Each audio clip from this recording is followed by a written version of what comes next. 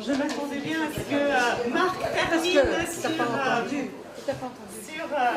note qui suscite tant de débats. Je vois que vous avez très envie de parler.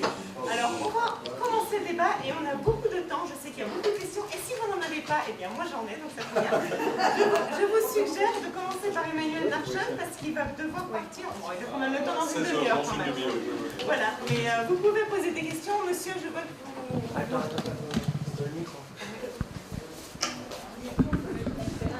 Oui, vous m'entendez mieux comme ça? Oui. Alors, deuxièmement, je suis blogueur. Je suis blogueur. Elie Ashdod d'un côté, eliashdod.com et lesfrancophonesdisraël.com. Et je fais la défense d'Israël contre la délégitimation. Je suis en plein dans le sujet avec Elie Ashdod depuis des années. Je prétends qu'en France, ils ont perdu la guerre contre le terrorisme parce qu'ils n'ont pas nommé les choses. Mal nommer les choses, c'est ajouter du malheur au monde. En France, ils ont fait ça, mais en Israël, on fait ça. Quand on parle de Palestiniens, un peuple qui n'existe pas, il faut parler d'Arabes, de Judée et de Samarie, pas de Palestiniens. Il faut arrêter de parler, de dire qu'il faut faire la paix avec ces gens-là. Il faut faire la paix avec les Arabes. Ce sont les Arabes du triple nom de Khartoum qui nous empêchent de faire la paix. C'est tout. Donc si l'État faisait son devoir de bonne information et de bons discours pour expliquer les choses correctement, peut-être que ça irait mieux. Nous nous sommes battus pendant 10 ans avec l'affaire Al-Doua. L'État n'a pas bougé. Karsenty a pu de multiples procès pour arriver à finaliser la chose. Et pourquoi? Parce que l'État, non, frileux, ah non, on demande... Est-ce que vous pouvez vraiment venir à votre question? Alors, une question. Je suis preneur pour toutes les films et autres choses que je peux diffuser également. Mais si vous pouvez faire remonter au gouvernement que le parler vrai est la meilleure façon de lutter contre BDS et contre tout ce qui nous arrive, nous arriverons à de meilleurs résultats. Vous voulez répondre? Moi, je voudrais bien répondre. Peut-être, oui. Une autre question? Le principe... Oui, après.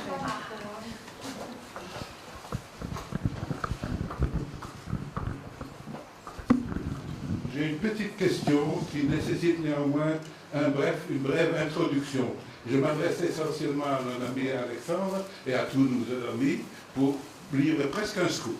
Tout le monde, bien sûr, est au courant de la résolution scélérate de l'UNESCO que la France a signée et qui délégitime Israël et les Juifs de nos lieux les plus sacrés. Or, il y a donc quelqu'un qui a appuyé sur le bouton pour signer cette résolution au nom de la France ou qui a mis sa signature. Et c'est là le scoop, cette personne est inconnue. On ne la trouve pas, on ne sait pas qui c'est. Alors je m'adresse à mes amis français, est-ce qu'au XXIe siècle, il n'est pas possible de savoir quelle est la personne qui, en son âme et conscience, a pu, au nom de la France, délégitimer le droit des Juifs sur leur lieu le plus saint? Ou bien il l'a fait de son plein gré, et à ce moment-là il est condamnable, ou il l'a fait sur ordre, et à ce moment-là il faut qu'il mouille ses patrons. Mais pour ça il faut d'abord le trouver. Qui c'est? C'est Monsieur Hérault. Oui. Absolument, pour le moment on ne le connaît pas. Il faut une information garantie et certaine, pas des rumeurs. C'est le ministre. Il y a une info qui est d'abord monsieur, après vous, et voilà. Et après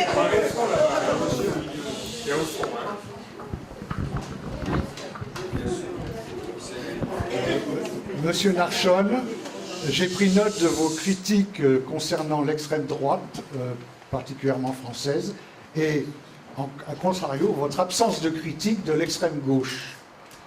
Or, Fofana pour Halimi, Mohamed Merah à Toulon, Nemouche au musée juif de Bruxelles et Koulibaly à Hypercacher ne sont pas d'extrême droite, ce sont des musulmans. Donc, les pogroms, les quasi-pogroms de la Roquette de Sarcelles, c'était les islamo-gauchistes qui en étaient les auteurs, pas l'extrême droite. Et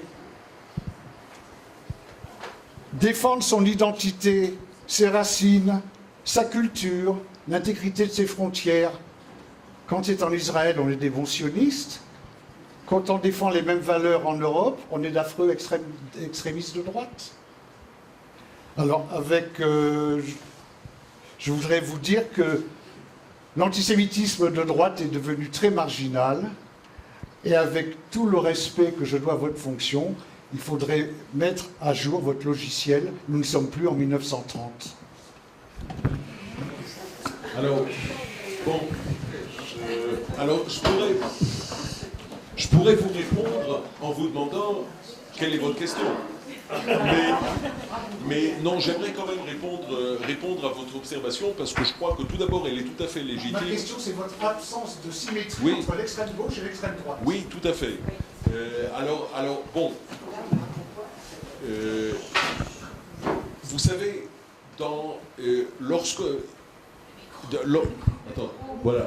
lorsqu'on réfléchit justement à ces enjeux fondamentaux de la stratégie diplomatique israélienne, je crois qu'on ne peut pas ignorer notre passé israélien et notre passé juif. On ne vient pas de nulle part, on vient avec notre histoire et notre bagage et notre vécu au fil des siècles, et notamment au fil du XXe siècle. Or, je constate, et ce n'est pas un secret, que l'extrême droite européenne aujourd'hui trouve ses racines dans le fascisme et le nazisme et dans la collaboration avec Hitler, et que si je fais, et parce que et je crois que c'est une analyse historique que vous ne contesterez pas, ce que les Juifs ont souffert des mains des musulmans n'est qu'un infime pourcentage, à peine mesurable, de ce qu'ils ont souffert des mains des chrétiens. Auschwitz n'a pas été construit par des musulmans. La souffrance intolérable de notre peuple, qui fait, d'ailleurs, qui nous forge et qui nous forme jusqu'au jour d'aujourd'hui, parce qu'on porte tous en nous cette blessure, elle nous a été imposée par des chrétiens européens, blancs, au nom des valeurs européennes. Alors, vous savez, j'ai passé de nombreuses années en Turquie en tant que diplomate israélien, et en Turquie, j'ai appris justement à faire la différence, à ne pas faire l'amalgame entre musulmans ou islam et le genre de phénomène auquel nous devons faire face. Alors, il y a un islamisme extrémiste, certes. Il y a un phénomène d'islamisme extrémiste ici aussi, dans notre région, Hamas, etc., tout à fait. Mais c'est pas Hitler. Pour le dire franchement, pour le dire clairement, c'est pas Hitler. Moi, vous savez, ce relent de pourriture nazie, je le ressens et je le renifle justement chez ces partis d'extrême droite européens qui font de leur mieux pour se cacher et pour se présenter comme étant les plus grands philosémites de la planète.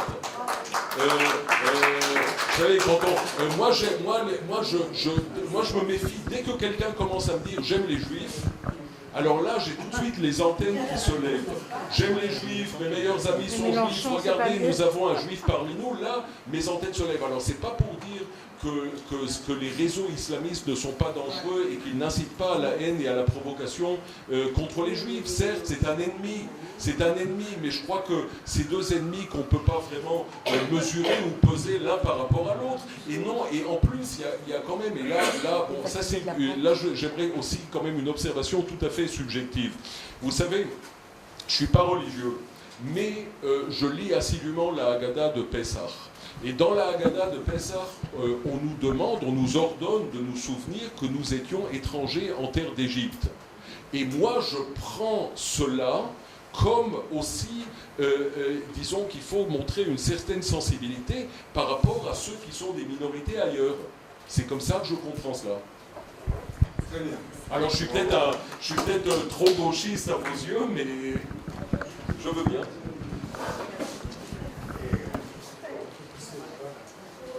Il y a une dame au fond qui... Oui, mais allez vraiment compter, poser allez une compter. question. On est 1, 2, 3, après. Alors, Jean, Oui, je n'ai pas l'intention pour rebondir tout de suite sur ce qui vient d'être dit. Il faut quand même faire une petite réserve, c'est que les musulmans n'avaient pas le pouvoir. Ils étaient, à l'époque de Hitler, ils étaient dans des colonies. Mais on remarque une chose, c'est que dès qu'il y a eu les indépendances dans le monde arabe, les Juifs ont été une cible et ils ont été tous obligés de partir du monde arabe. En gros, Absolument. c'est ça la vérité. Et aujourd'hui, si on fait le compte de tous les attentats qui se passent dans le monde aujourd'hui, c'est bien au nom de l'islam. Et c'est au nom de l'islam, comme le disait ce matin l'ambassadeur M. Mazel, c'est au nom de l'islam. Il y a des islamologues qui n'arrêtent pas de dire tout ce qui se fait actuellement par l'État islamique, par ce qu'on appelle le Daesh, c'est au nom de l'islam, c'est pas contre l'islam. Alors, ça c'est la nouvelle réalité. Quant au BDS, je crois que c'est un mouvement qui s'est construit depuis de très nombreuses années, je ne sais pas combien, mais au moins 15 ans, peut-être 20 ans.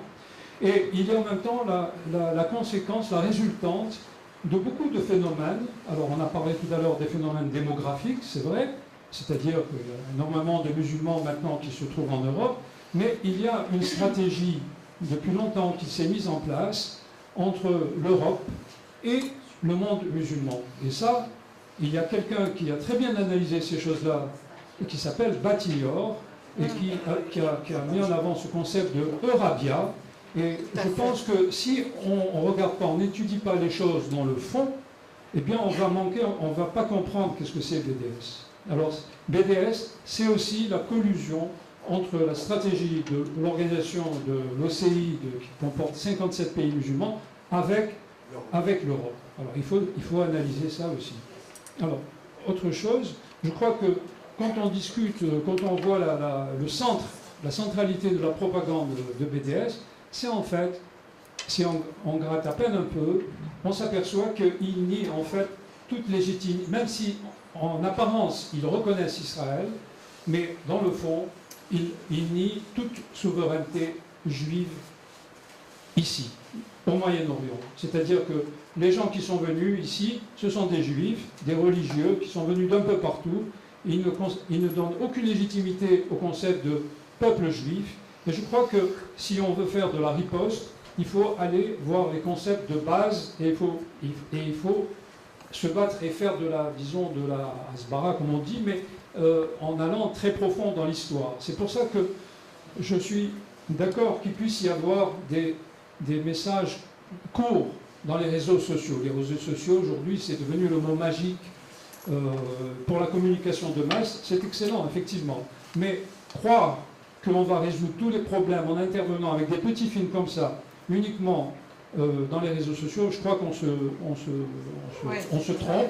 Je crois qu'il y a aussi un gros travail de réflexion à faire, comme le fait Batior, comme le font d'autres, avec des films, avec d'autres choses qui ne sont pas seulement des tout petits produits. Une dernière chose, on a dit... Une dernière chose, on a dit, on a posé une... Est-ce que tu pourrais passer quand même... Alors, une question, on a une question.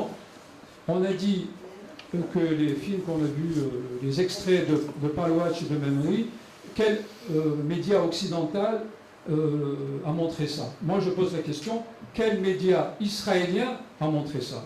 Parce qu'aujourd'hui, on s'aperçoit que tous les thèmes de la propagande palestinienne sont inventés par des juifs et par des israéliens, de Shlomo Sand jusqu'à Ilan Papé. Oui. Et aujourd'hui, vous avez le maire de Tel Aviv qui parle d'occupation, oui, c'est-à-dire qu'il parle exactement comme BDS. Alors, le problème, il est là à l'intérieur. Et s'il y a une organisation contre BDS de l'extérieur, est-ce qu'il y a une organisation de BDS à l'intérieur? Mais l'autre, c'est quel type de kibbutz à l'organisation à l'intérieur. Oui, mais on va... Écoutez, on peut se fermer les yeux, on peut essayer de nier la réalité. Moi, j'ai vu la réalité par l'armée et je peux vous dire qu'on est une armée occupante. C'est-à-dire qu'on est obligé d'imposer notre loi à des gens qui ne la veulent pas. C'est-à-dire que tu peux appeler ça d'un autre mot, tu peux appeler ça, tu peux édulcorer, tu peux dire on est juste en train de cohabiter. On n'est pas en train de cohabiter, on impose notre présence à des gens qui ne la veulent pas. Alors voilà, c'est tout. Alors maintenant, peut-être il y a aussi beaucoup d'autres choses à dire. On s'excuse d'avoir gagné une guerre d'agression, on ne s'excuse pas. On appelle les choses par leur nom. Monsieur a dit nommer les choses. Voilà, je nomme les choses. Je nomme d'avoir gagné.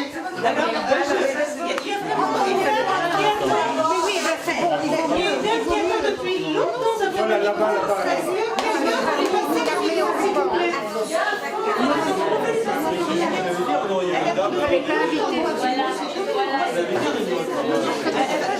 C'est juste une question. Moi, je me demande qui l'a invité.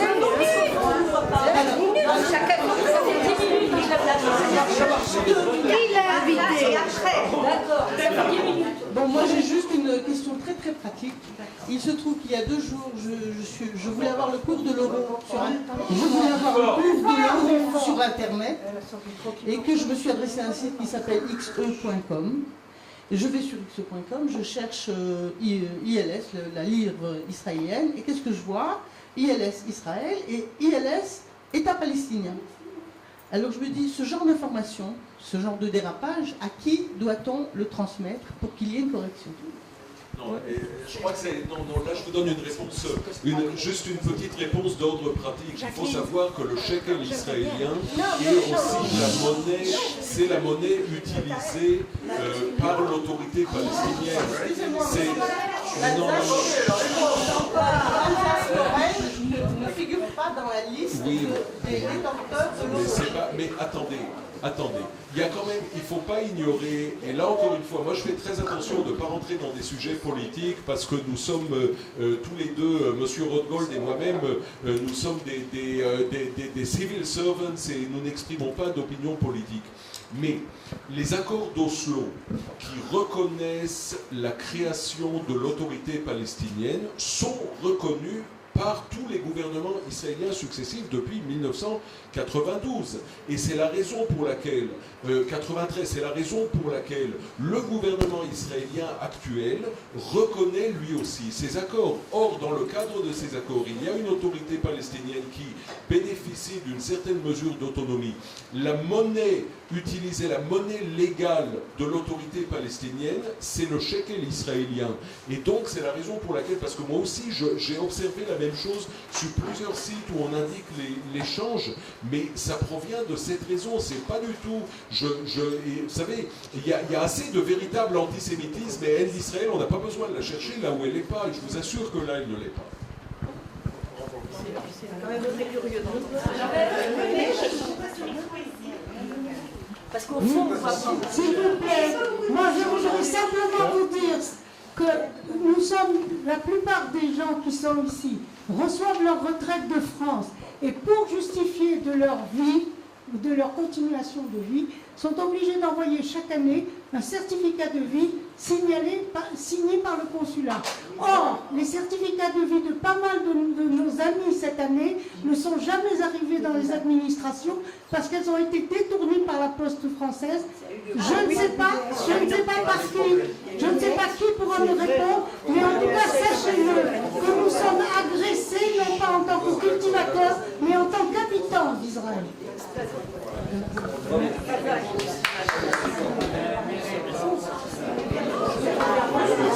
Mais oui, mais bon, écoute, je vais pas me battre. Je me mets sur le côté pour que je ne tourne pas le dos là, quand je ne tourne pas le dos. Moi, je ne peux pas faire un état des lieux, je peux poser des questions. Alors, j'ai dit que je vais me tourner à la fois vers vous et là pour ne pas tourner le dos. Voilà. Et je garde mes lunettes de soleil parce que c'est des lunettes de vue. Sinon, je les ai enlevées. Alors, moi, je ne veux pas faire un état des lieux, quoique, mais je vais poser des questions. Premier état des lieux quand même. On parle de BDS, et moi ce qui m'intéresse quand même, c'est, à part BDS, c'est ce que subissent les Juifs en Europe, et en France notamment, puisque les Juifs de France sont directement frappés par l'action de propagande de BDS. Ça, c'est déjà un état des lieux, et j'ai ensuite une question au ministère des Affaires étrangères et à monsieur. Je voudrais savoir si vous avez fait une étude sur les résultats apportés par vos mouvements et de riposte, et vous au ministère des Affaires étrangères, quant à la contre-propagande et son impact sur la population, notamment francophone et notamment en France. Est-ce que vous avez des chiffres pour mesurer cela? Et deuxièmement, je pose une question concrète, surtout à vous monsieur, mais quoi qu'à vous aussi. Nous sommes des francophones qui vivons pas seulement à Jérusalem, qui vivons dans tout Israël. Nous sommes venus chacun des époques différentes, nous sommes très impliqués par ce qui se passe à l'heure actuelle, en France notamment, mais pas seulement, parce que pour beaucoup d'entre nous, nous avons de la famille là-bas, mais pas seulement pour ces raisons. Alors, je vous pose une question directe. Vu ce que nous voyons, nous, de l'action du ministère des Affaires étrangères et d'un autre ministère qui a été créé récemment sur une action précise contre BDS, pour l'instant, nous n'en observons pas vraiment les résultats. Moi, je veux dire une chose. En tant que francophone, nous avons une langue française. Nous avons une culture française.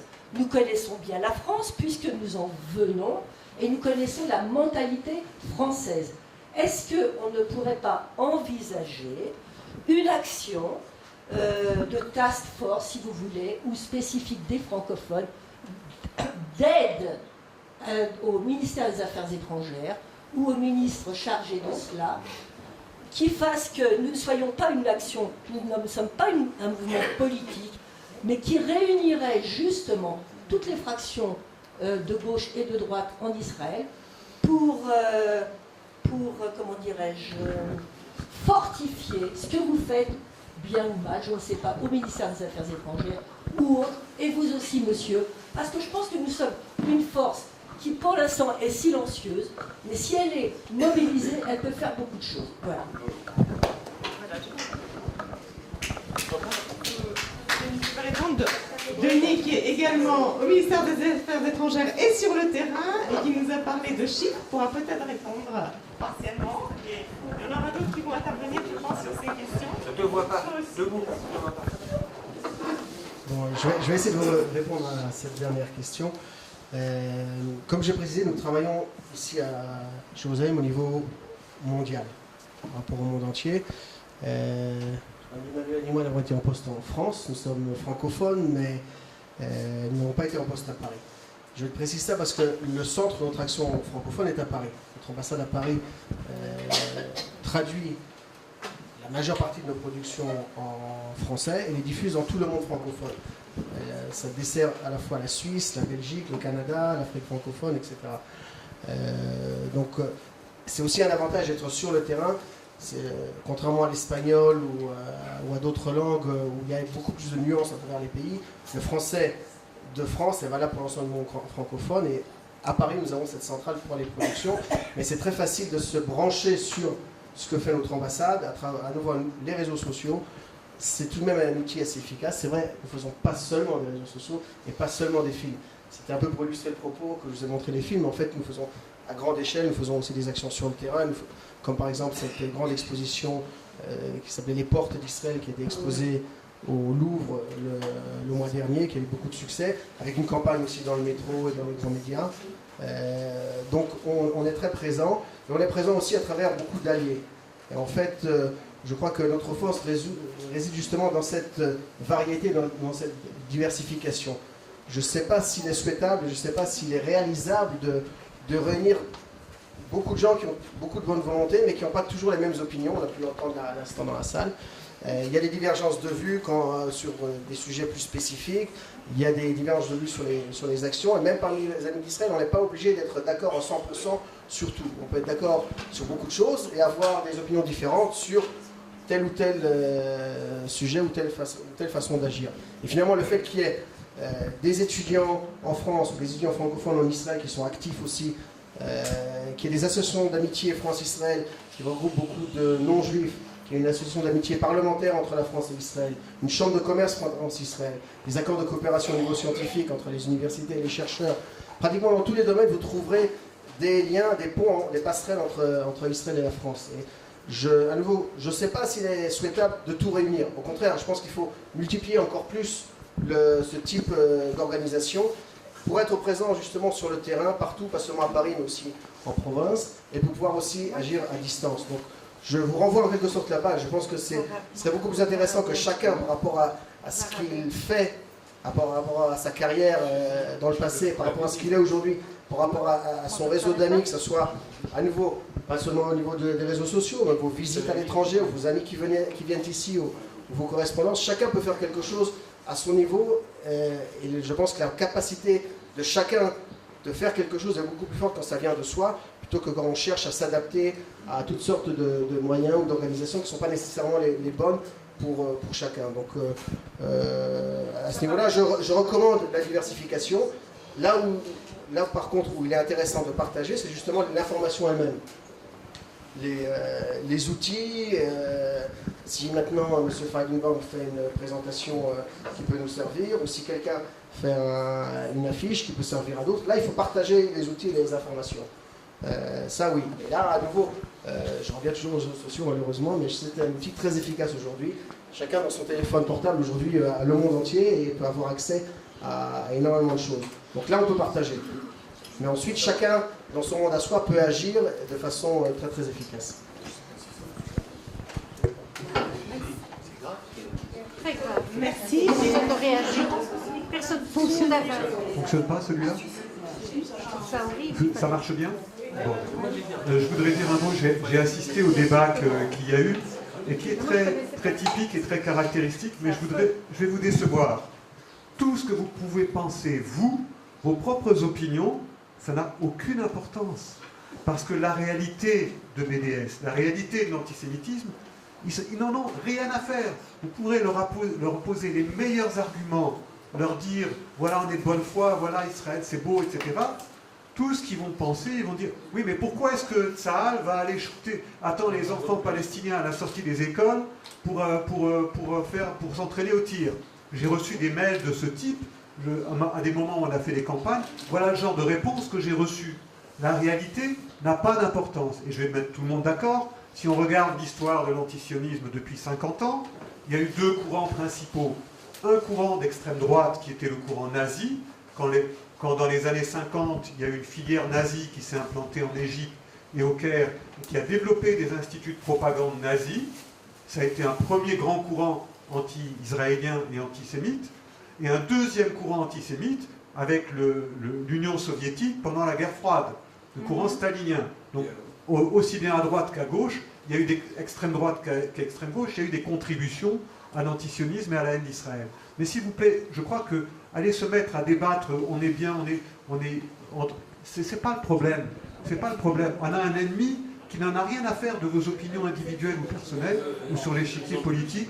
Et j'aimerais qu'on se recentre par rapport à la lutte qu'on doit mener, qui est une lutte existentielle face à un ennemi qui en veut à votre vie, à votre individualité. Très bien. Merci.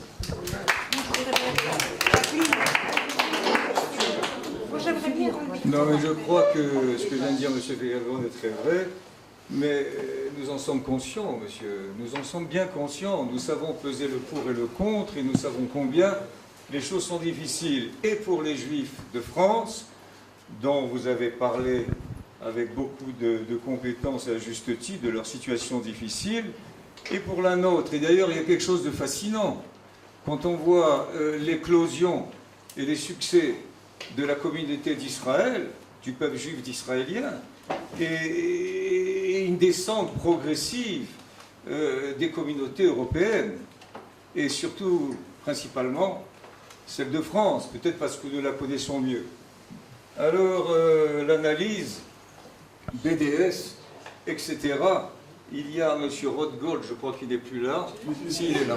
M. Rothgold a dit quelque chose de très vrai. Il y a un public 10-20% favorable à Israël, un public 10-20% hostile à Israël, et cela on ne les changera pas. du moins je l'espère. Mais il y a un troisième public au milieu, qui lui est sensible à certains arguments. Et ce troisième public, je vous fais remarquer, M. Rothgold, qu'aux USA, qui est un pays où tout de même on est très pro-israélien, ce troisième public diminue son approche d'Israël et augmente son hostilité. Dernière statistique, vous devez le savoir. La conclusion, c'est qu'il y a une érosion progressive de la conscience universelle de la légitimité de la présence juive en Israël, de l'État d'Israël. C'est une érosion dont il faut tenir compte. Et BDS n'est qu'un épiphénomène. Si vous voulez aller plus haut, M. Feigengold, c'est un épiphénomène, c'est une manifestation de cette érosion. Cette érosion, elle est politique, elle est économique, BDS, elle est diplomatique. On veut sortir Israël de je ne sais combien de l'ONU, les droits de l'homme, etc. Il faut d'ailleurs saluer le succès récent à l'ONU de M. Dagan. Elle est théologique.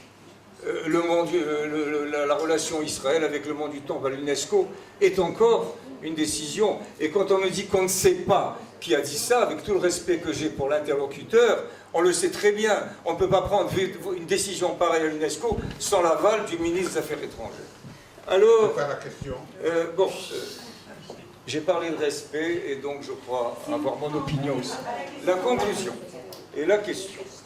Ne croyez-vous pas que finalement, le fond du débat, quelqu'un l'a dit ici, je crois, 2 interlocuteurs, c'est la légitimité théologique. Je m'explique. Quelqu'un a mis en cause les Juifs nous-mêmes. Et c'est vrai qu'à Tel Aviv ou ailleurs, on conteste notre légitimité. La conclusion, ce serait peut-être celle-là. Revenir aux fondamentaux. Nous n'avons pas le droit d'être ici si nous n'apportons pas une justification. Cette justification ne peut être nationale. Monsieur Sarabia l'a dit. Nous sommes des occupants, oui, à moins que nous disions, c'est notre droit d'être là, vous avez des droits, nous en avons, et nous voulons les défendre, parce que nous avons une justification théologique ici.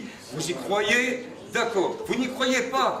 Eh bien, désolé, c'est notre point de vue, mais au moins, aux yeux du monde, nous aurons une affirmation sincère. Parce que venir avec une politique de ghetto, dire « oui, je suis là, mais je ne suis pas là, j'occupe, mais j'occupe pas, j'ai le droit, mais... » Ça, c'est une ghettoisation d'Israël. Nous devons aller franchement aux yeux du monde et dire « nous y sommes, c'est notre droit. Vous êtes d'accord, tant mieux. Vous n'êtes pas d'accord, asseyons-nous et discutons.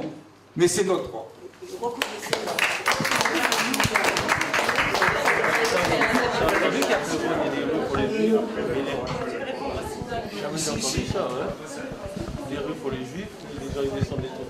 Je vais reprendre ce que vous disiez.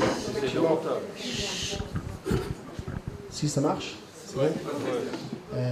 Effectivement, quand vous dites l'enjeu, c'est pas les 10 ou 20% qui sont contre. L'enjeu, ce n'est pas les 10 ou 20% qui sont pour, les 10 ou 20% qui sont contre. Quand vous dites, ce sont les autres, ceux qui sont au milieu. Maintenant, nous avons fait des études et nous avons constaté, en particulier aux États-Unis, comme vous le dites, le grand défi, il est parmi les milieux de centre-gauche, les milieux libéraux. C'est là-bas que le soutien à Israël s'effrite. C'est pas dans les milieux, c'est beaucoup moins, disons, dans les milieux de droite. Et ces milieux-là ne sont pas des milieux, aujourd'hui en Occident, qui sont sensibles à l'argument théologique. Ce sont des milieux qui, en général, sont très loin de la religion. Donc le défi, il est là. Le défi est comment est-ce que des personnes, des milieux, des réseaux qui soutenaient Israël dans le passé, en particulier durant, disons, les 20-30 premières années de la création d'Israël, où on avait un grand soutien. Aujourd'hui, on est au défi, et en particulier sur le sujet des droits de l'homme, justement, parce que c'est ça qui intéresse ces milieux-là. Ce sont les droits de l'homme qui sont au top de leurs priorités. Et là, on a du mal, effectivement, à les convaincre. Il y a un défi énorme. Et je ne pense pas, en toute franchise, que c'est l'argument théologique qui les convaincra. Malheureusement, aujourd'hui, le monde qui parle le monde de Dieu, c'est plutôt le monde qui est dans notre environnement, c'est le monde islamique. Le monde chrétien, aujourd'hui, n'invoque plus Dieu comme argument dans le monde politique. Et même les partis qui se nomment encore chrétiens-démocrates aujourd'hui, ils sont très démocrates. Je ne sais pas ce qui reste au niveau chrétien dans ces partis-là en Europe. Donc, si vous voulez, il faut effectivement... Il faut entrer dans cette résolution-là. Il faut comprendre que nous avons souvent plus d'alliés à droite, en particulier en Amérique, on le voit parmi les milieux évangéliques. On en a moins à gauche. Et c'est dommage parce qu'en fait, on a beaucoup de valeurs à partager avec la gauche. On a beaucoup de valeurs auxquelles on croit. Et je crois que là, le grand défi, c'est effectivement... oui, vous avez raison, parler de notre bon droit, mais d'en parler d'une façon qui atteigne les oreilles des personnes auxquelles on s'adresse. Il ne suffit pas de clamer haut et fort son bon droit pour avoir raison, surtout quand on emploie, disons, une terminologie, un langage, une façon de parler qui ne correspond pas au débat public qui est en vigueur dans les milieux aujourd'hui de centre-gauche dans le monde occidental. Et il faut savoir parler leur langage et sensibiliser justement à nos problèmes, leur faire comprendre nos dilemmes auxquels nous faisons face ici, pour leur faire comprendre qu'on peut être amis d'Israël, on peut avoir une compréhension d'Israël, et les rapprocher d'Israël sur le débat politique justement, en les sensibilisant de cette façon-là. C'est très délicat, mais je crois qu'à long terme, c'est tout à fait faisable. Et là, à nouveau, c'est un défi de chacun de parler à ses amis à ce niveau-là. Ça, c'est pour les personnes qui sont sensibles au débat politique. Pour les personnes qui ne sont pas sensibles au débat politique, et je reviens à ce que j'ai dit auparavant, il y a beaucoup de gens qui s'en foutent royalement des problèmes politiques. En Asie, certainement, mais même en Europe. Tout le monde ne se fait pas de la politique 24 heures sur 24. Et beaucoup de gens peuvent devenir acquérir une sympathie pour Israël pour toutes sortes d'autres raisons qui n'ont rien à voir avec la politique. Et là aussi, il y a beaucoup de choses à faire. Et c'est des gens qui ne sont pas moins importants à long terme, parce qu'avoir une sympathie pour l'un côté plutôt que l'autre, quand il se passe quelque chose ensuite de grave, c'est déjà des points très importants. Voilà. Oui, excusez-moi. C'est une question importante, donc on va laisser nos intervenants répondre comme il faut. Moi, je voudrais bien. Il n'y a pas moyen. Pour l'instant, il y a une phrase pour ajouter à ce qu'il a dit Mordechai. À mon avis, c'est pas l'occupation, parce que si vous croyez, monsieur, si vous croyez que si l'occupation n'existe pas, vous croyez qu'ils vont tous être des amis d'Israël, je ne crois pas du tout. Ce que je veux dire pour ajouter à ce que Mordechai a dit, si on veut parler au côté gauche de la politique, on doit parler de leur langue, adopter une terminologie très gauchiste. C'est ce qu'il faut faire, parce que s'ils parlent de justice sociale en Israël, nous pouvons parler très bien de justice sociale, et la même langue on peut parler, parce que ce qui se passe dans le monde arabe en termes de justice sociale, c'est très très très mal. Ce qui se passe à Gaza, ce qui se passe en Syrie, ce qui se passe en Iran, ce qui se passe en Afrique. Alors Israël, elle peut vraiment pas prendre cette terminologie et l'utiliser. C'est vrai qu'en comparaison avec le monde arabe, la justice sociale ici présente Israël tout à fait à son avantage. Marco a quelque chose à rajouter au sujet de la question de la délégitimation. Alors, je crois qu'il est monsieur... Quel est votre nom? Claude Salama. Claude a mis le doigt sur un problème. C'est-à-dire que sur le vrai point faible de notre politique. On n'a pas décidé si on annexait les territoires ou alors si on se retirait. C'est-à-dire que les accords d'Oslo, qui, comme l'a dit Emmanuel, ont été reconnus par tous les gouvernements depuis 20 ans, ce n'était qu'une étape vers la création d'un État palestinien. C'est-à-dire que c'était le but. Non, mais moi je vous rajoute que les accords d'Oslo étaient une étape intermédiaire dans le but de la création d'un État palestinien. Et notre Premier ministre l'a rappelé plusieurs fois à chaque élection qu'il soutenait la création d'un État palestinien.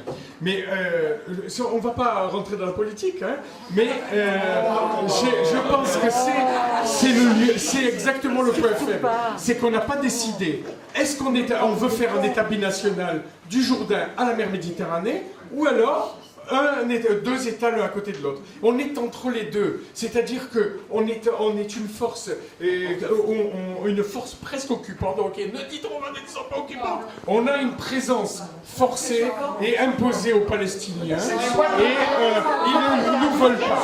Ils ne nous veulent pas. C'est-à-dire qu'on n'est pas légitime pour eux. C'est-à-dire que c'est un peu comme quand Israël a été dans l'Antiquité, et Israël n'a pas toujours été indépendant.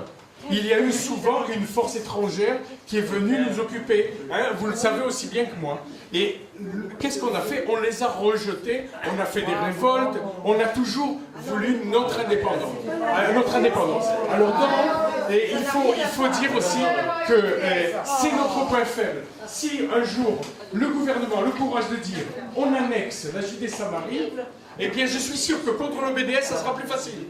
Ça sera plus facile parce que ça sera clair. Par contre, si on continue à être entre les deux, c'est-à-dire c'est pas vraiment Israël et c'est pas vraiment la Palestine, alors on continuera à bégayer devant les médias internationaux. Maintenant, un dernier petit truc. Après parler, si vous voulez, je vous écouter avec plaisir. Dernier truc. Alors, quand un des intervenants nous a rappelé que le BDS confondait entre les Juifs et Israël. Pas qu'il confondait, il assimilait, en fait pour eux c'est la même chose. Hein, et donc la lutte contre les Juifs, c'est la lutte contre Israël, c'est la même chose. Alors, bon.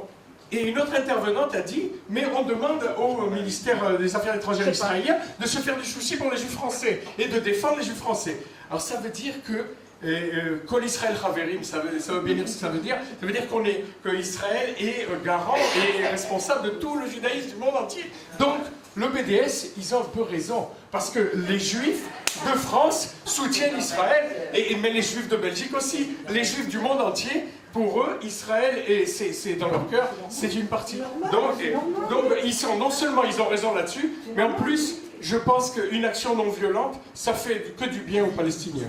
Parce que, voilà, on en a eu assez des actions violentes. Vous oubliez quelque chose, c'est que les accords nationaux sont caducs, étant donné qu'Abou Mazen a unilatéralement demandé la reconnaissance à l'ONU. Bon, c'est un débat. Avant de donner la parole à une autre personne, Emmanuel Larchon doit nous quitter. Oui, d'accord. Alors d'abord, monsieur qui attend depuis longtemps.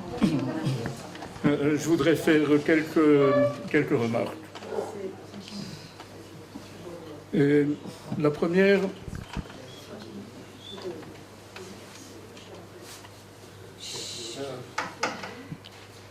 c'est que notre propre discours interne comporte des locutions, des termes qui font boomerang et qui nous sont retournés ensuite par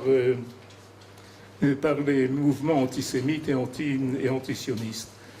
Par exemple, nous parlons de 2 États pour 2 peuples, alors on dit que si on n'a pas 2 États pour le peuple, ça sera une situation d'apartheid et de racisme. Il n'y a pas ni d'apartheid ni de racisme ici. Il y a un conflit qui est un conflit ethnique, religieux, national, politique, mais il n'y a pas plus de racisme ici qu'il n'y en a eu au Kosovo ou en Bosnie lors de conflits qui étaient aussi entre groupes ethniques et religieux différents. Alors évitons, nous, de brandir la menace de racisme et d'apartheid dans notre propre discussion interne, parce que c'est repris par le BDS et autres mouvements. Donc, la sémantique est très importante, et quitte à passer pour un oudnik, je reviens encore là-dessus. On parle de Cisjordanie. Cisjordanie, ça a un contenu d'occupation. Ces 2 provinces ont un nom, c'est la Judée, la Samarie. Et personne n'aurait l'idée d'appeler l'Alsace et la Lorraine la Rhénanie, parce qu'elles ont été sous occupation allemande de 1870 à 1918. Alors, ces contrées, elles ont des noms. Pourquoi les appeler Cisjordanie? Ce sont de petites choses, mais chacun d'entre nous parle, chacun d'entre nous écrit, et ça ne demande aucun budget que de s'appliquer une autodiscipline et de veiller à ne pas utiliser des termes qui sont chargés d'un contenu anti-israélien. J'ai entendu Marco Sarabia tout à l'heure parler de conflit israélo-palestinien. Il n'y a pas de conflit israélo-palestinien. Il y a vous avez dit conflit israélo-palestinien. Il y a un conflit palestino-israélien, pas israélo-palestinien. C'est un vecteur qui est chargé d'intention. il n'y a pas de conflit israélo-arabe, il y a un conflit arabo-israélien. Alors faisons attention, et ce sont de petites choses. Ce sont de petites choses. Vous voyez, j'ai vu hier un site en France qui s'appelle Avenir du judaïsme. Avenir du judaïsme, c'était très bien, le contenu était très bon. La première phrase, il y a écrit « les juifs » avec une minuscule. Pourquoi ? Parce que les règles typographiques françaises disent que les religions n'ont droit qu'à une minuscule, ce sont les nationalités qui ont droit à une majuscule. Mais contre cette même logique, 20 lignes plus loin, je lis « juif et chrétien », juif avec une minuscule, chrétien avec une majuscule. Pourquoi ?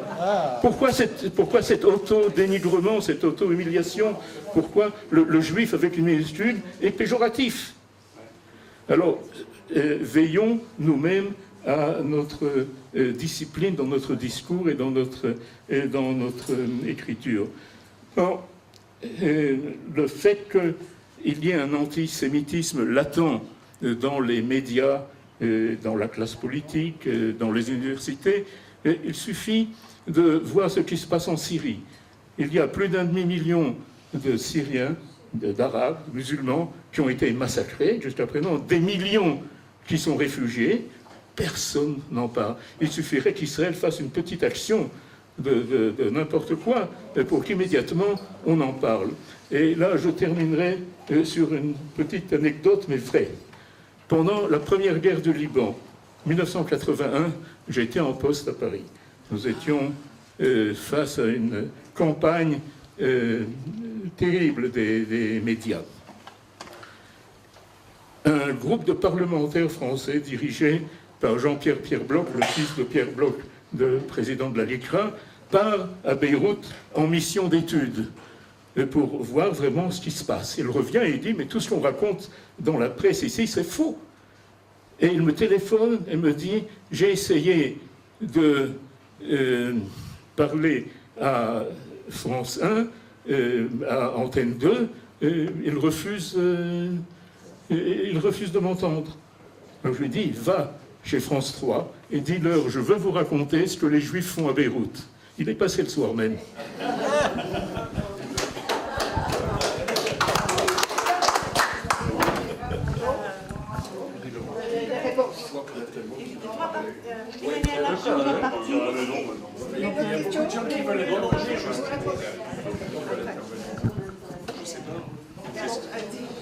Non, mais voilà, je vais dire quelque chose. Voilà. Je suis désolé, je dois vous quitter un peu avant l'heure pour des raisons qui sont liées justement à toutes les choses dont nous parlions, parce que demain, il y aura encore une résolution du Conseil des affaires étrangères ou des ministres des affaires étrangères européens. Il sera question notamment de l'initiative française et de l'adoption de cette initiative française dans un cadre européen, d'où les réunions que nous avons aujourd'hui au ministère pour nous préparer à ce genre d'éventualité, parce que la vie continue et ce genre de choses continue. Alors je voulais vous dire merci beaucoup. Je crois que le fait que nous ayons tous participé à un débat qui est vraiment passionné, c'est quelque chose de formidable. Ça veut dire que c'est important, ça veut dire que c'est la chose la plus importante pour nous tous, et moi je trouve ça absolument extraordinaire, et c'est tout à notre honneur d'ailleurs, à notre honneur collectif. Et mon collègue Mordechai Rothgold m'a donné en fait une bonne idée, en parlant de l'appel du 19 juin. Puisque nous sommes 18 juin. Ah ben non, aujourd'hui c'est le 19. Voilà. Alors c'est l'appel du 19 juin et vous êtes mobilisés. Considérez-vous mobilisés. Comme le disait Mordechai à juste titre, chacun dans son cadre, parce que vous avez besoin de votre liberté qui n'est pas la nôtre. Nous ne vous demandons pas de répéter les messages du gouvernement israélien. Et gardez votre liberté parce qu'elle est essentielle. Et je crois d'ailleurs que l'authenticité et la véracité des voix juives et israéliennes provient notamment de leur multiplicité, du fait que pas tout le monde dit la même chose. Vous savez, ça on entend du côté arabe ou du côté soviétique, et c'est pas particulièrement amusant quand tout le monde dit la même chose. Donc c'est tout à fait légitime que chacun ait son opinion et qu'elle soit différente. Mais ce qui nous anime, c'est vraiment l'amour d'Israël, c'est l'amour du peuple juif. Et je suis certain qu'on aura encore d'autres occasions de se rencontrer, de débattre de sujets tout aussi importants que celui-là. Alors merci beaucoup. Merci.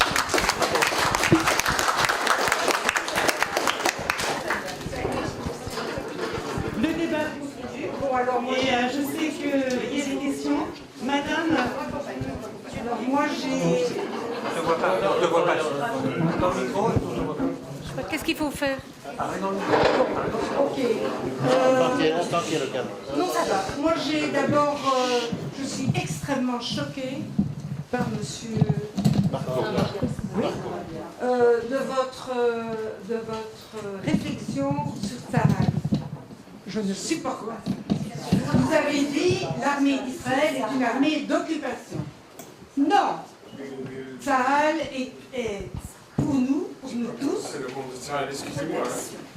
Vous avez dit l'armée d'Israël est une armée d'occupation. Texto ce que vous avez dit. Oui. Alors sinon, qu'est-ce que vous avez dit donc? Qu'avez-vous dit donc? J'ai dit que quand j'étais soldat au Milouim, j'ai vu de mes yeux qu'on imposait notre volonté à des gens qui ne la voulaient pas.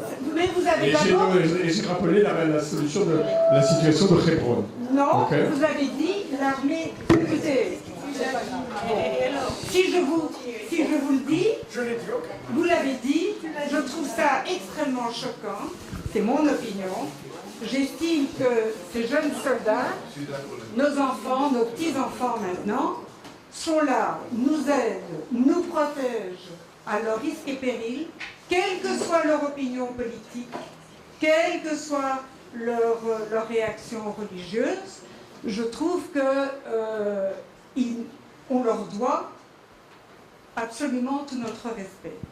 Deuxièmement, je mets en cause le gouvernement, pas l'armée. Vous avez bien compris que je parle d'une politique qui envoie ses soldats à un endroit qui est impossible. Hebron, c'est un endroit impossible. C'est un endroit qui est une poudrière.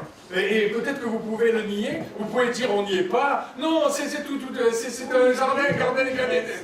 Ça n'est pas Gan Eden. Hebron, c'est une poudrière et vous pouvez le nier quand vous voulez. Bon, alors si vous préférez... Et ça n'est pas en rapport avec les soldats, c'est le gouvernement qui les envoyait là qui est coupable. C'est votre terroriste qui a attaqué on va essayer de ne pas trop entrer dans ce débat-là qui est effectivement... Alors je voudrais bien continuer, parce que si vous trouvez, vous, que la situation du tombeau de Joseph à Naplouse sans armée est mieux, c'est votre opinion. Mais ce que je voulais dire surtout, c'est que j'admire la démocratie israélienne. Et j'ai quand même une question pour les représentants politiques. Comment peut-on, moi-même j'ai fait partie, tout à fait dans un autre domaine, du ministère de la Santé en Belgique. Je crois que si j'avais dit le 10e de ce qu'un parlementaire ou un député à la Knesset, ceux qui font partie du parti arabe, dont Mme Zohabi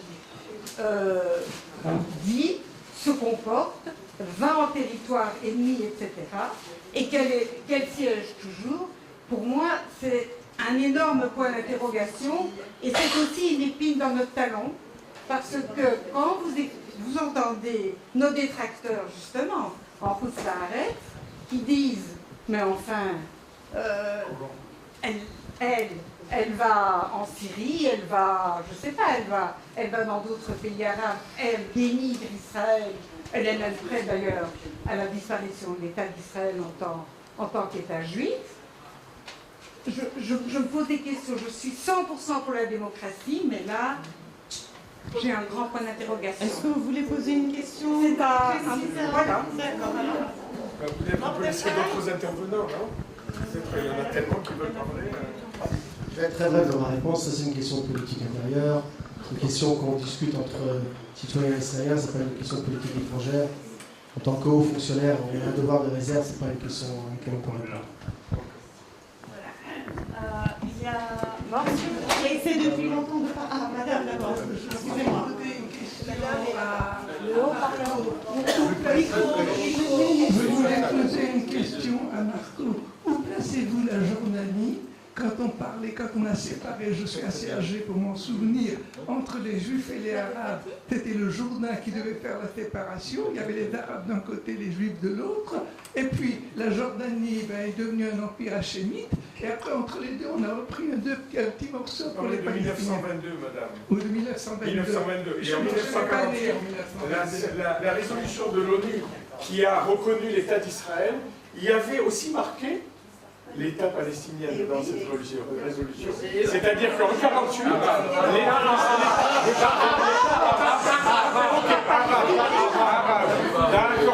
l'État arabe était reconnu et ce n'était pas la Jordanie. Mais c'était pas la Jordanie.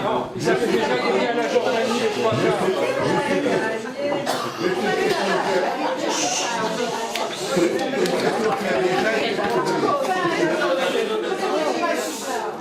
Une question qui a déjà été posée et que je repose à nouveau, c'est une question.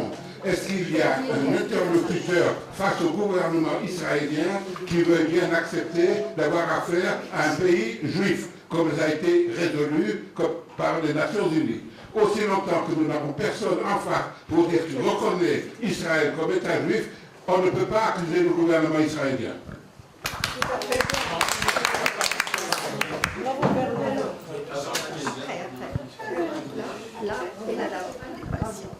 Moi, Marco, je te posais ces questions. Je suis allée à Hebron il n'y a pas longtemps, aussi dans l'armée.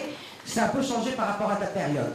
Maintenant, si peut-être les Juifs marchent à droite et les Palestiniens, ou les Arabes, pardon, à gauche, c'est peut-être parce que les Juifs ont peur de se faire poignarder par les Arabes. Oui, c'est peut-être ça. Ça, c'est là. Maintenant, on n'est pas là pour faire de la politique. Je connais très bien des opinions, tu connais les miennes. C'est pas un problème. Maintenant, on est là pour faire sur le BDS. Ce que tu as dit, toi, c'est qu'en fait, on peut contrer le BDS, il suffit de mentir. De dire que les dates qui viennent de Jordanie, on est Jordan, comme ça on est tranquille, ils pensent que ça vient de Jordanie et pas d'Israël. C'est pas une solution non plus pour contrer le BDS. Alors est-ce que, je sais qu'il y a des usines israéliennes qui vont s'implanter aux États-Unis, qui vont s'implanter en Europe, en changeant leur nom pour dire que voilà, on est européen, on est américain, alors que ce sont des entreprises israéliennes, parce qu'ils ont peur du BDS. Est-ce que c'est une solution? À mon avis, non. C'est du matériel israélien, c'est mentir, c'est faire le tour, jusqu'à qu'un jour, de toute façon, ils vont se rendre compte que la société, les produits sont fabriqués en Israël.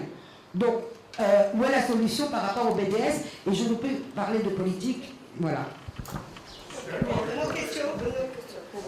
On groupe les questions maintenant parce qu'il est tard. Alors, Bien. Vous m'entendez, ça va? Je vais peut-être m'avancer. Bien. Bien, mes chers amis, heureusement que nous nous trouvons en famille ici.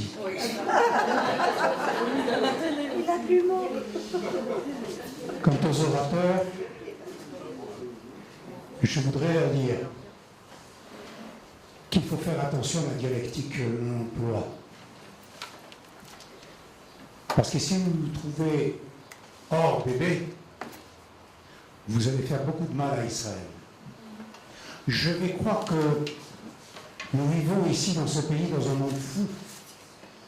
Lorsque je vois un professeur d'université demandant à toutes les universités du monde de boycotter son université, mais où sommes-nous?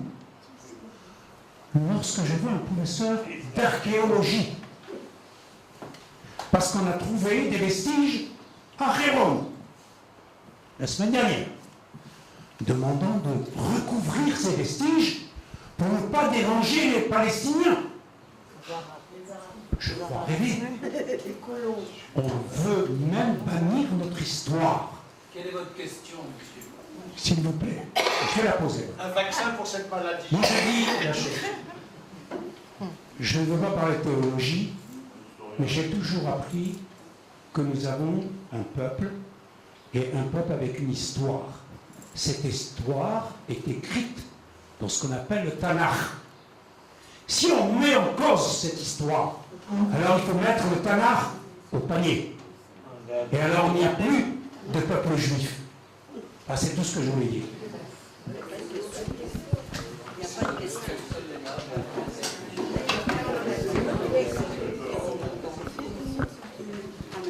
Eh bien, je crois que si on a envie de convaincre, si on espère convaincre, il faut dire des choses très simples. Malheureusement, les choses sont compliquées dans la réalité, il faut des arguments très simples. Alors, j'ai une première question. Donc, j'ai entendu donc, de la part d'un orateur que l'armée israélienne se trouve dans certains territoires où il y a beaucoup de gens qui n'aiment pas sa présence. Alors, c'est une question d'ordre mathématique. Depuis le mois d'août 2005, il n'y a plus, à moins que je sois mal informé, il n'y a plus un seul Israélien dans la bande de Gaza. Alors, comment fait-on pour avoir un nombre négatif d'Israéliens? Je voudrais avoir le mode opératoire. D'autre part, une deuxième question. Je crois que des gens comme BDS ou des gens auxquels nous souhaitons nous adresser pour essayer quand même de les convaincre sont des gens qui prétendent avoir une certaine dignité. Alors, je voudrais quand même demander à ces gens-là, par exemple, est-ce qu'il serait possible de me trouver un vieux bottin de Tel Aviv d'avant 1967, parce que j'ai oublié où se trouvaient, quelles étaient les adresses et les numéros de téléphone de tous les États arabes qui avaient leurs ambassades à Tel Aviv. Il n'y avait pas d'occupation, puisqu'on dit occupation. Où était le problème? C'est tout. Bien, moi, ça sera très simple. Lorsque l'État d'Israël a été créé en 1948, il y a eu, comme vous avez dit tout à l'heure, 2 États. Nous avons fait la guerre, nous avons perdu, puisque les Arabes nous ont attaqués. Quand on fait la guerre et qu'on la gagne, on garde le terrain qu'on a. On ne va jamais demander à un autre pays, à l'Alsace, et rendez-moi l'Alsace et à Lorraine. Pourquoi dans la presse on ne dit pas ça? Ça, c'est la première question. Et la deuxième, nous avons eu la guerre. Ce n'est pas nous qui l'avons faite. Pourquoi, justement, dans la presse écrite, on ne rappelle pas qu'il y a eu cette création de 2 États? Je le dis à des Français, ils ne savent pas. Je parle de ça à des enfants, on ne le dit pas, on ne sait même pas. Ils apprennent, mais sans apprendre. Et ils désapprennent. Pourquoi la presse, quand elle commet des erreurs comme elle fait en appelant colonie, parce que moi je viens d'une colonie, je sais ce que c'est que la colonisation, puisque je suis antillaise, eh bien eux, ils ne savent pas ce que c'est que le mot de colonie. Pourquoi à chaque fois on ne dit pas, on ne revient pas là-dessus en demandant une autorisation de démentir cela? Pour finir, il n'y a pas longtemps, à Tel Aviv, quand il y a eu l'attentat, sur le Parisien, il était marqué « Faits divers ». Et quand le lendemain, il y a eu Orlando, ils ont parlé de terrorisme. Un rabbin en France a pris la parole et a demandé à ce qu'on dise que c'est faux parce que c'est un attentat. Ils n'ont jamais voulu. Nous sommes muselés en France. Je parle pour la France. J'habite en France encore parce que mes enfants et mes petits-enfants sont là et j'ai de la famille et je reste quand même française. Je ne renie pas mes origines, ni caraïbéenne, ni française, et je suis israélienne depuis 7 ans. Et je lutte pour ça. La vérité.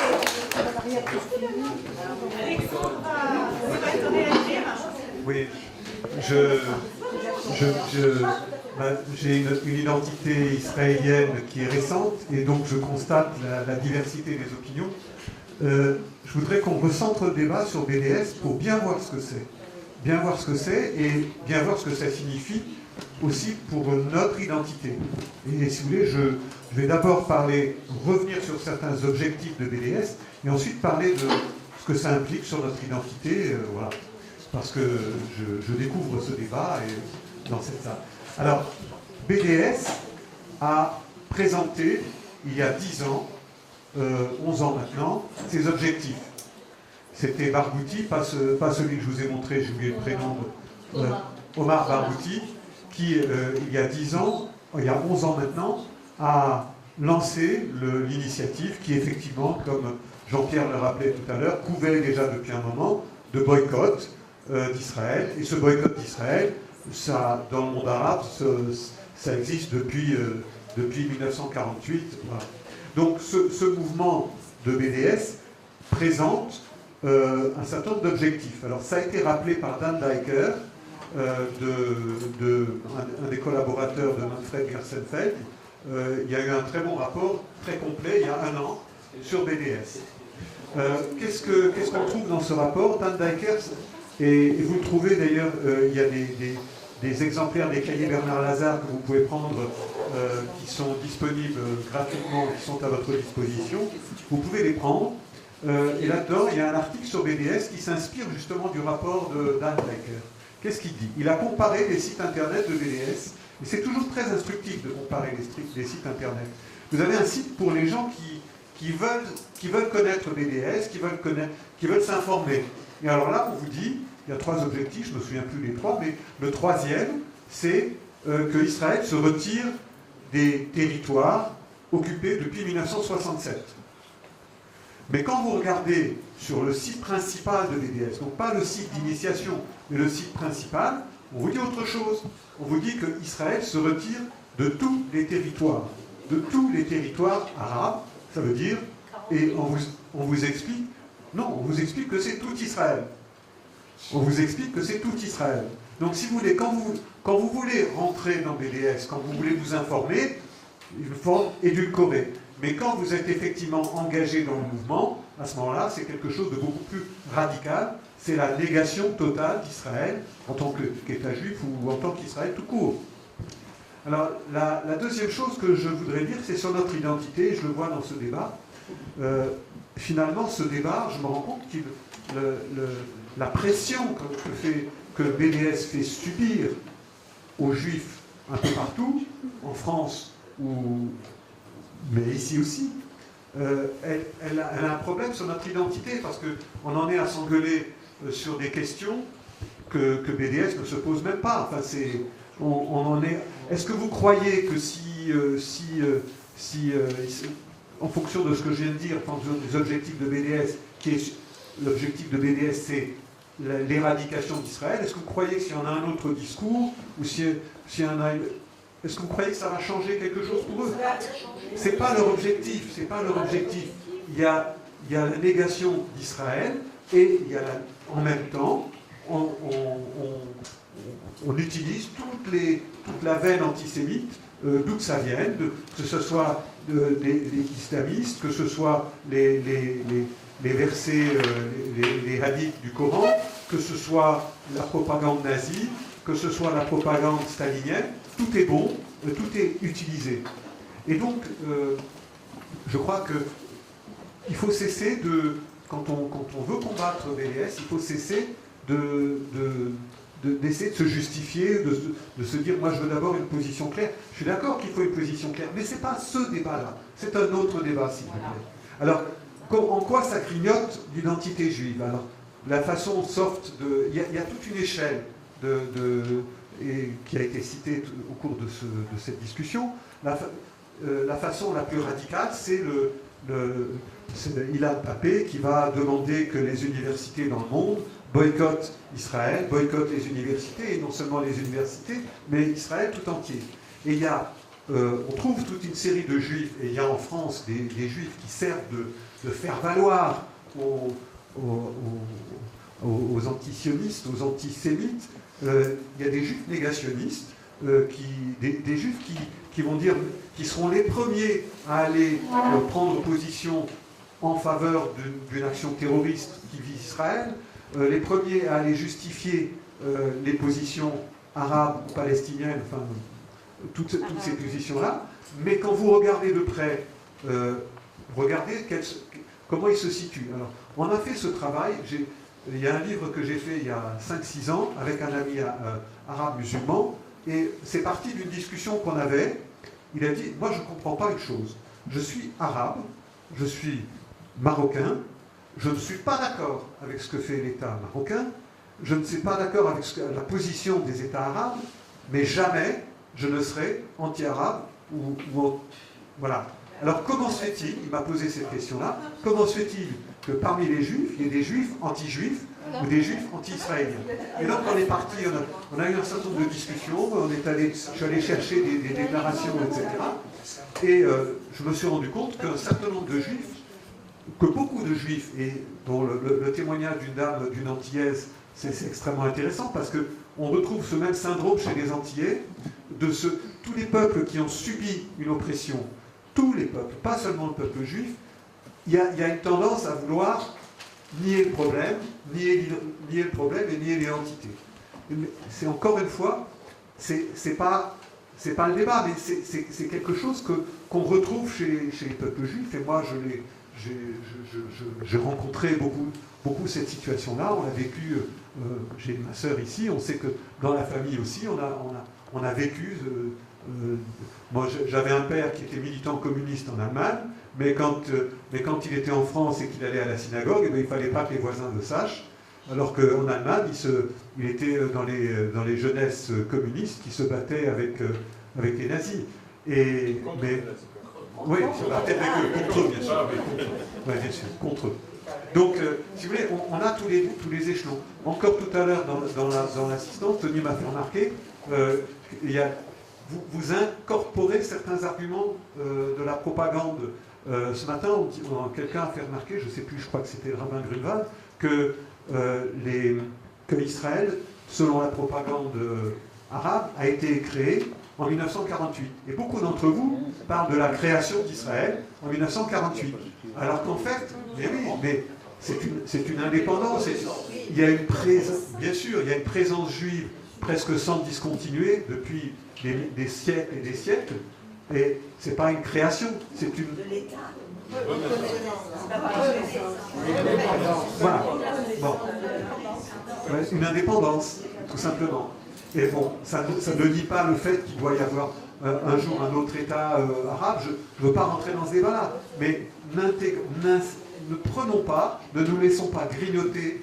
Nous subissons une pression qui fait que peut-être certains d'entre nous ont tendance à s'éloigner, à dire bon, je rejette l'identité juive avec l'antisémitisme, comme ça me rendrait peut-être la vie plus facile. Beaucoup de gens sont tentés de faire ça en Israël et aux États-Unis. Pardon. Non, en France. Pardon, excusez-moi. En France ou aux États-Unis, et ça explique peut-être un certain désintérêt aux États-Unis pour Israël. Je ne sais pas. Je ne sais pas trop, mais je sais qu'il y a cette tendance lourde, il y a une pression que subissent les Juifs et qui fait qu'ils ont du mal à affirmer leur identité quelle qu'elle soit. Donc je voulais, pour le moment, je reprendrai peut-être la parole tout à l'heure, mais pour le moment je voulais insister là-dessus. Ne nous laissons pas, je résume, ne nous laissons pas grignoter notre identité par la pression que font subir les antisémites. Je vais aussi donner la parole à Mandera qui avait quelque chose à dire sur ce sujet précisément. Et ensuite, on arrivera à la fin du colloque avec une petite synthèse et Madame Niki qui conclura. Ok, en guise de conclusion et pour répondre succinctement aux dernières questions, je pense qu'il faut peut-être faire un petit recul historique. Vous vous souvenez certainement de la situation d'Israël des années 70 et 80. À l'époque, il y avait vraiment le boycott vis-à-vis d'Israël. À l'époque, Israël était beaucoup plus ostracisé. À l'époque, on avait des relations diplomatiques uniquement avec l'Europe occidentale et l'Amérique du Nord et du Sud. Une grande partie des pays d'Asie et d'Afrique avaient rompu leurs relations diplomatiques avec Israël. C'est l'époque où l'ONU 75 vote sionisme égale racisme. C'est l'époque où les sociétés françaises doivent signer des déclarations par écrit quand elles font du commerce avec les pays arabes dans lesquels elles s'engagent à ne pas faire de commerce avec Israël. Ça, c'était vraiment le boycott. Heureusement, on a passé ce cap-là. Et si on a passé ce cap, c'est dû à plusieurs raisons. C'est dû à la chute du bloc communiste au début des années 80, fin des années 80 et début des années 90. C'est dû aussi en partie au boom du high-tech israélien.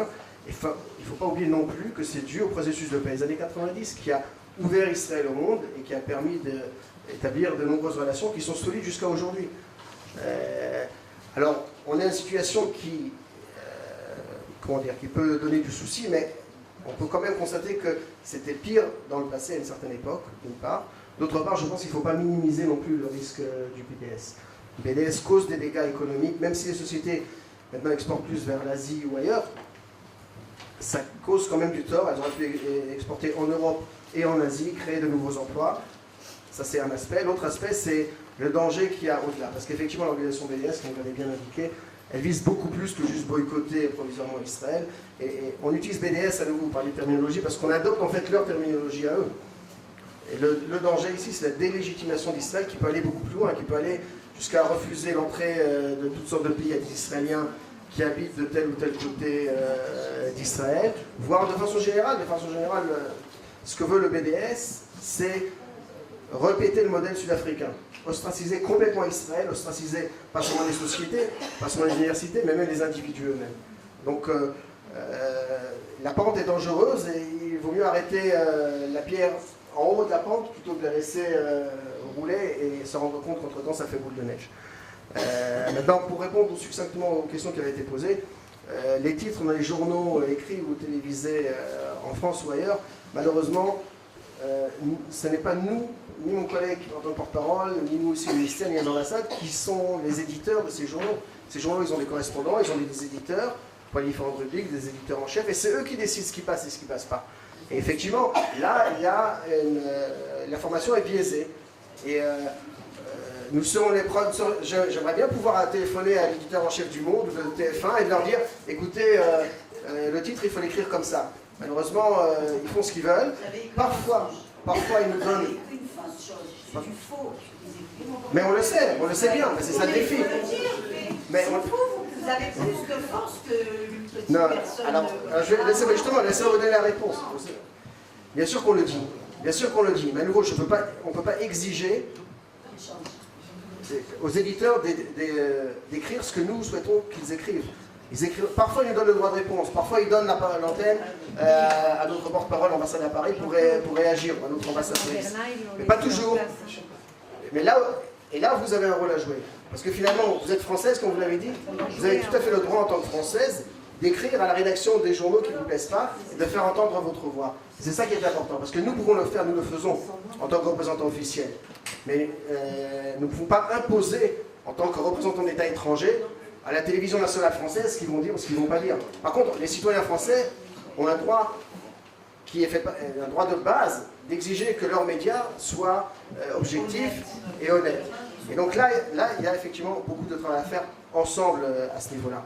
Et quelque part, pour revenir aussi à une question précédente, si vous voulez, il y a une situation qui est une situation donnée, il y a des règles qu'on ne peut pas changer. On peut comprendre quelles sont les règles du jeu et les exploiter au maximum pour en tirer le meilleur et pour les tirer de notre partie pour gagner dans cette bataille. Et c'est pas dans cette guerre, parce que c'est pas une bataille, il y a plusieurs batailles et c'est une lutte à long terme que nous menons. Alors, la société israélienne, elle est comme elle est. C'est pas le ministère des Affaires étrangères qui va changer les gènes du peuple juif ou de la société israélienne dans lequel les débats publics sont une donnée essentielle de notre identité. D'ailleurs, je crois qu'aucun d'entre nous souhaiterait que nous soyons dans une situation dans laquelle on nous impose ce qu'il faut dire ou penser. Et la liberté de débat, elle est à la base de notre identité même. Donc là aussi, ça fait partie des données de base. C'est vrai, de l'autre côté, il y a un langage unique. C'est beaucoup plus facile pour eux de faire passer un slogan unique que tout le monde répétera de façon systématique. Il n'y a pas cette diversité. Et cette diversité, il faut la tourner à notre avantage. Et si vous me permettez de reprendre comme ça à la fin, on va quand même citer un peu un passage de la Bible. Si je me souviens bien, c'est Echad Yirdof Elef Vashnaim Yanusu Revava. L'un poursuivra 1000 et deux feront fuir 10 000. À nouveau, cette diversité, elle est à notre avantage. Cette diversité, il faut la mettre en valeur. Oui, on n'est pas d'accord entre nous, mais chacun, il faut regarder ce qu'on a en commun. On a beaucoup en commun. Même si on n'a pas la même opinion sur un débat intérieur, on a beaucoup en commun en ce qui concerne justement cette lutte pour l'image d'Israël à l'étranger. Et si chacun, de sa façon, l'exprime, on pourra arriver beaucoup plus loin que nos adversaires qui, eux, se contentent de répéter comme des perroquets les mêmes slogans. Donc, il faut croire en notre message, il faut l'exprimer, Et ensemble, je crois que ce que nous faisons en tant que représentants officiels et ce que vous pouvez faire en tant que société civile, si on y croit, si on travaille ensemble efficacement, si on comprend les règles du jeu et qu'on arrive à les exploiter comme il faut, en fin de compte, je pense qu'on fera tout de même valoir notre bon droit. Je vous l'accorde. Et merci à vous de nous avoir donné la possibilité de s'exprimer. Bravo.